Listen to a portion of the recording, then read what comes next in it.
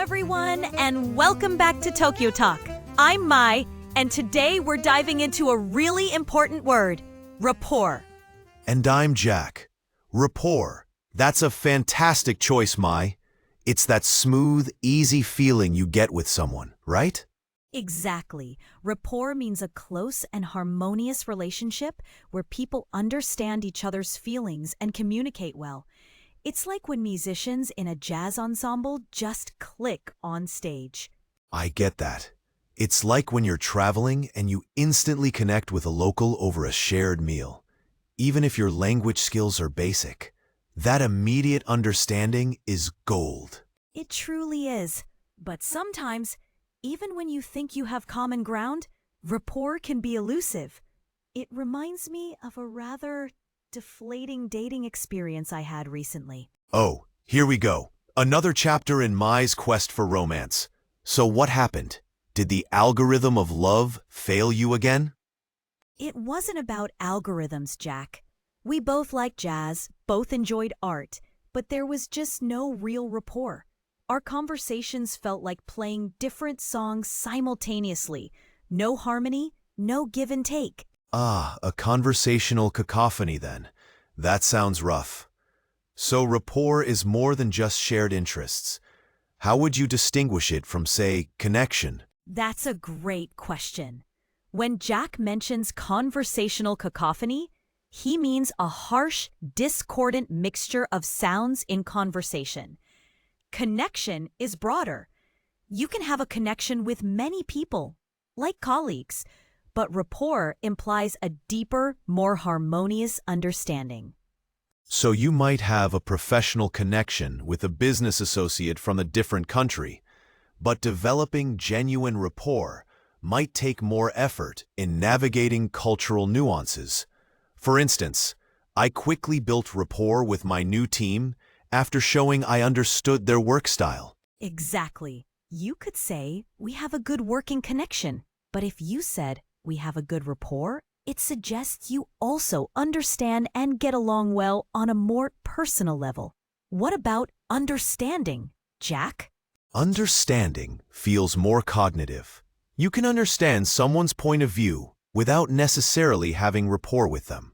I might understand the logic behind a company's unpopular decision, but not have rapport with its leadership. That's a key difference. So, I understand your position, but I don't agree is common. But you wouldn't say, I have rapport with your position. Rapport is with the person. How about bond? A bond feels stronger, often forged through shared significant experiences, like soldiers in a unit or a family. You develop a deep bond. Rapport can be built more quickly, even in a single positive interaction, like a successful client meeting. That makes sense. A bond is like the deep roots of a tree, while rapport can be like the beautiful harmony of a well-played duet. It can be established more swiftly. And what about affinity, Jack? I hear that one a lot.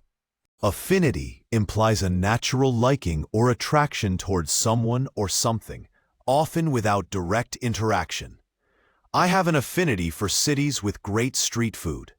You can feel affinity before you even try to build rapport. So you might feel an affinity for a certain musician's style, but you establish rapport when you actually meet them and connect. It seems having some affinity might make building rapport easier, though. Precisely. So, Mai, thinking about your unfortunate date, was it a lack of affinity from the start? Or did the attempt to build rapport just fall flat like a poorly planned business pitch? A bit of both, I think. The initial specs looked good, but the user interface was clunky. There was no smooth interaction, no empathetic listening, which is key to rapport. Ah, empathetic listening. That's a big one for building rapport in any culture, whether in personal life or during complex international business negotiations. Mai, could you explain what empathetic listening truly entails for our listeners? Certainly. When Jack uses the term empathetic listening, it means listening with the intent to understand the other person's feelings and perspective. not just their words. It's about putting yourself in their shoes. That's vital. It's like trying to understand the local customs when you visit a new town in Japan. You observe, you listen, you try to feel the rhythm of the place before you act. That helps build connections with locals. A perfect analogy. Another key is finding common ground, not just superficially, but genuinely, and showing authentic interest. People can usually tell if you're faking it. Absolutely. Authenticity is paramount. You can't just deploy a rapport protocol like some AI trying to simulate human interaction. It has to be genuine. When Jack says authenticity is paramount, he means being genuine is of the utmost importance. So, to recap, rapport is that special harmony. An antonym might be discord or alienation. Great points. Let's review some key phrases. One is to build rapport.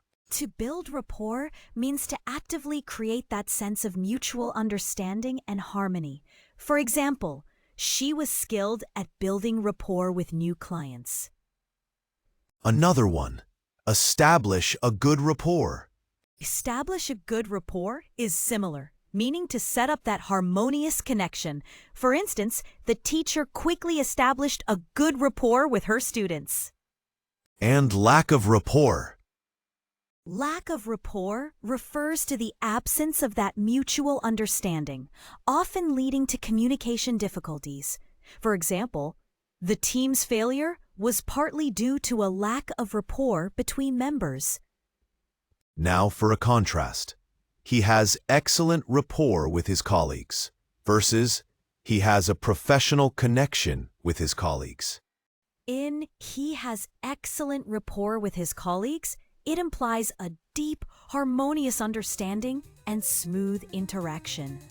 He has a professional connection is more about a functional work relationship. They might not understand each other deeply or get along as well personally.